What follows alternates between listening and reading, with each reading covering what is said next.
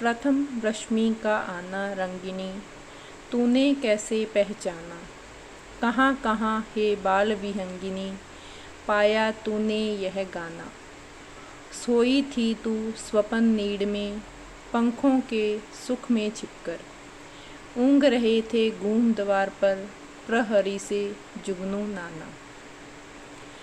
इन पंक्तियों में, इस पूरी कविता में ही, प्रथम रश्मि पूरी कविता में ही कवि ने प्रातःकालीन जो सूर्य की प्रथम जो किरण है उससे जीवन में और प्रकृति में क्या बदलाव आते हैं, क्या परिवर्तन आते हैं, उसके बारे में बताया है।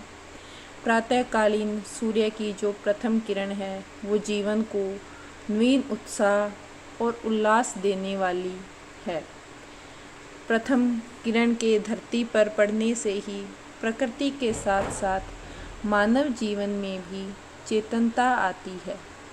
प्रकृति में भी एक नया उत्साह, एक नया उल्लास देखने को मिलता है। वैसे ही सूर्य की प्रथम किरण मानव जीवन में भी नए उत्साह और उल्लास को लाने वाली है। इसी सब को कवि पंत ने इन पंक्तियों में बताया है। प्रथम रश्मि का आना रंगिनी, तूने कैसे पहचाना। और रंगिनी शब्द का अर्थ है रंगीली चिड़िया। कवि कहते हैं कि हे स्वर्णिम आभा वाली चिड़िया, हे रंगीली चिड़िया, तूने, रश्मि शब्द का अर्थ है किरण, तूने कैसे पहचाना कि अब जो है वो प्रातःकाल की प्रथम जो किरण है वो इस धरती पर बिखरने वाली है। कहाँ कहाँ है बाल विहंगिनी, पाया तूने यह गाना। विहंगिनी शब्द का अर्थ भी चिड़िया ही है कि हे बाल विहंगिनी, हे अल्प अवस्था वाली चिड़िया, तुम जो इतना मधुर गाना गाती हो उसे तुमने कहाँ से और किससे सीखा है। तूने धरती पर प्रथम जो सूर्य की किरण है उसके आने को तुमने कैसे पहचाना, और ये जो मधुर गाना तुम जो गाती हो वो तुमने किससे सीखा है। सोई थी तो स्वपन नीड़ में, पंखों के सुख में छिपकर। ऊँग रहे थे घूम द्वार पर, प्रहरी से जुगनू नाना। इन पंक्तियों में कवि कहते हैं स्वपन नीड़, नीड़ शब्द का अर्थ है घोंसला, यानी स्वपन रूपी घोंसला। प्रहरी शब्द का अर्थ है पहरेदार। कवि पंत कहते हैं कि हे स्वर्णिम आभा वाली चिड़िया। स्वर्णिम आभा वाली रंगीली चिड़िया को संबोधित करते हुए कवि पंत कहते हैं कि हे स्वर्णिम आभा वाली चिड़िया, तू कुछ समय पूर्व तक स्वपन रूपी घोंसले में पंखों के बीच में छिपकर सुख से सोई हुई थी। तुम्हारे घोंसले के द्वार पर प्रहरियों के समान अनेक जुगनू ऊँघते हुए अर्थात आलस्य से ग्रस्त होकर पहरा देने के लिए घूम रहे थे। तात्पर्य यह है कि रात तक तो जो चिड़िया थी, जो सारी प्रकृति थी, वो अपने सपनों की दुनिया में सोई हुई थी, लेकिन प्रातःकाल की सूर्य की किरण धरती पर आते ही प्रकृति में चेतनता आ गई। चिड़ियाँ भी जो है वो प्रथम किरण के साथ ही चहचहाने लगी, मधुर स्वर में गान गाने लगी और प्रकृति के साथ ही एक नए उत्साह और नए उल्लास का संदेश देने लगी। शशि किरणों से उतर उतर कर, भूपर काम रूप नभचर। चूम नवल कलियों का मृदु मुख, सिखा रहे थे मुस्काना। स्नेहहीन तारों के दीपक, श्वास शून्य थे तरु के पात। विचर रहे थे स्वपन अवनी में, तमने था मंडप ताना। प्रातःकालीन ही जो सूर्य की किरण है उसके फलस्वरूप प्रकृति के साथ साथ और क्या परिवर्तन हुए, इसी को इन पंक्तियों में बताया गया है। शशि किरणों यानी कि चंद्रमा की किरणें, शशि शब्द का अर्थ है चंद्रमा। काम रूप शब्द का अर्थ है मन चाहा, रूप रखने वाला। नभचर शब्द का अर्थ है आकाश में विचरण करने वाले। और स्नेह शून्य शब्द का अर्थ है कि प्रेम से शून्य। श्वास शून्य, श्वास यानी कि सांस से रहित। इसमें कवि पंत कहते हैं कि शशि किरणों से उतर उतर कर भू पर काम रूप नभचर। रात्रि में चंद्रमा की किरणों से उतर उतर कर स्वेच्छा से रूप धारण करने वाले अनेक नभचर यानी कि आकाश में विचरण करने वाले धरती पर घूम रहे थे और वे चूम नवल कलियों का मृदु मुख सिखा रहे थे मुस्काना। मृदु शब्द का अर्थ है कोमल। और जो मनचाहा रूप धारण करने वाले नभचर थे वो नई नई कलियों के सुकोमल मुखों को चूमकर उन्हें मुस्काना सिखा रहे थे। भाव यह है कि भौरे, तितलियां आदि जो नभचर हैं वो प्रातःकाल होने पर कलियों पर मंडरा रहे थे और उनको विकसित करने में मानो सहायता कर रहे थे।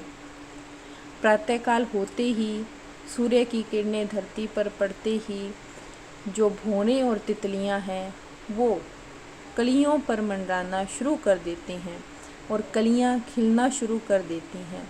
उसे देखकर ऐसे लगता है कि जैसे ये भौरे और तितलियां ही कलियों को विकसित होना सिखा रहे हैं या उनकी सहायता कर रहे हैं। स्नेहहीन तारों के दीपक श्वास शून्य थे तरु के पात। विचर रहे थे स्वप्न अवनी में तमने था मंडप ताना। कवि कहता है कि प्रातःकाल, तरु शब्द का अर्थ है तरु का अर्थ है वृक्ष, पात शब्द का अर्थ है पत्ते और तम का अर्थ है अंधेरा। प्रातःकालीन कवि पंत कहते हैं कि प्रातःकालीन अरुण आभा से पूर्व आकाश में तारे रूपी दीपक तेल से रिक्त होने से अपनी चमक से धूमिल होने लगे थे तथा पेड़ के पत्ते ऐसे निश्चल और निस्पंद थे कि मानो वे श्वास से शून्य अर्थात निर्जीव हों। उस समय धरती पर अनेक स्वप्न विचरण कर रहे थे। अवनी शब्द का अर्थ है धरती, विचर रहे थे स्वप्न अवनी में। अवनी शब्द यहाँ पे धरती के लिए आया है। तो उस समय ऐसे लग रहा था कि जैसे धरती पर अनेक स्वप्न विचरण कर रहे थे और संपूर्ण प्रकृति के ऊपर अंधकार ने अपना मंडप तान रखा था, अर्थात रात्रि के अंतिम प्रहर में सर्वत्र निर्वरता, निस्तब्धता एवं अंधकार व्याप्त था और सभी मानव स्वप्नों की मधुर दुनिया में सोए हुए थे।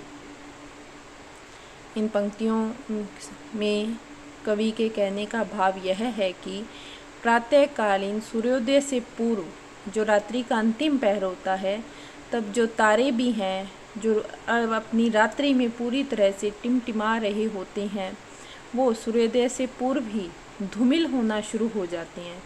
तो उस समय वे तारे दीपक के समान, ऐसे दीपक के समान लग रहे थे जिनका जो तेल है वो ख़त्म हो गया हो और वो मंद हो गए हों। उस समय जो पेड़ों के पत्ते थे वो भी एकदम से स्तब्ध थे, उनमें कोई हलचल नहीं थी और सारी जो प्रकृति है उस पर अंधकार का एक आवरण सा छाया हुआ था।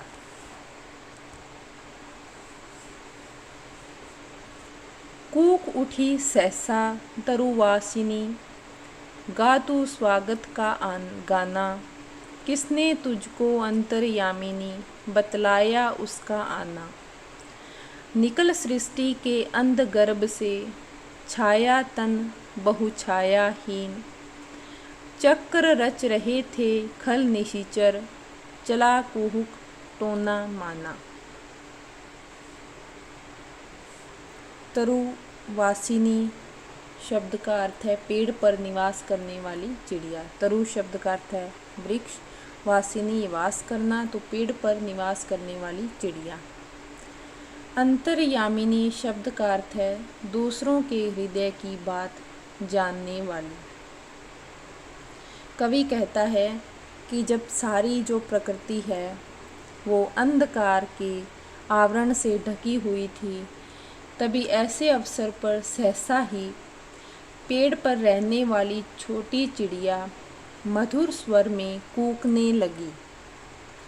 उसे संबोधित करते हुए कवि कहता है, उस चिड़िया को संबोधित करते हुए कवि कहता है कि हे तरुवासिनी, पेड़ पर निवास करने वाली, तुमने नूतन नई प्रातःकाल के स्वागत का गाना गाओ। हे तरुवासिनी छोटी चिड़िया, तुम प्रातःकाल के आने का स्वागत जो गीत है वो गाओ। हे अंतर्यामिनी, तुमने प्रथम रश्मि के आगमन की सूचना कैसे मिली? तुमने कैसे जाना कि अब प्रातःकाल की प्रथम किरण जो है वो धरती पर पड़ने वाली है? और किसने तुम्हें यह जो मधुर स्वागत गीत है वो सिखाया है? निकल सृष्टि के अंध गर्भ से, छाया तन बहुछायाहीन। चक्र रच रहे थे खल निशीचर, चला कुहुक टोना माना। छायातन शब्द का अर्थ है छाया के समान शरीर वाले। खल निशीचर, खल शब्द का अर्थ है दुष्ट, निशीचर रात में घूमने वाले। कुहुक शब्द का अर्थ है कूजन या इंद्रजाल।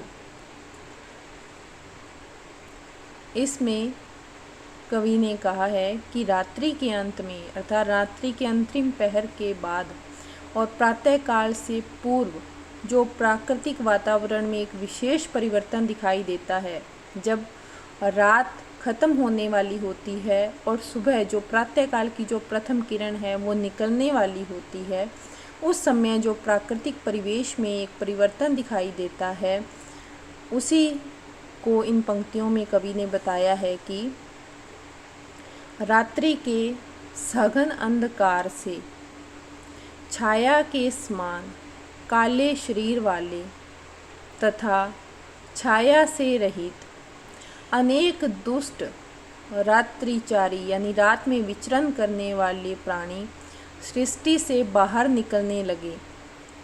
वे सभी कुचक्कर सा रचते हुए अपनी माया फैला रहे थे। इस कारण सृष्टि में सर्वत्र अंधकार का जादू फैल रहा था, अर्थात चारों तरफ अंधकार ही था। और रात्रि के अंधकार में ऐसा प्रतीत हो रहा था कि छायाहीन कोई भूत प्रेत आदि सृष्टि में अपने इंद्रजाल का प्रसार कर अपना कुटिल चक्कर चला रहे थे। रात्रि के अंतिम पहर में जब सब कुछ शांत होता है, पत्ते भी नहीं हिलते, चारों तरफ अंधकार का एक आवरण सा छाया रहता है, उस समय ऐसा लगता है कि जैसे रात्रि में विचरण करने वाले जो प्राणी हैं वो अपने जादू से चारों तरफ अंधकार फैला रहे हैं और सब तरफ अंधकार का प्रसार जो है कुछ अपने जादू से सब तरफ अंधकार ही अंधकार को प्रसारित कर रहे हैं।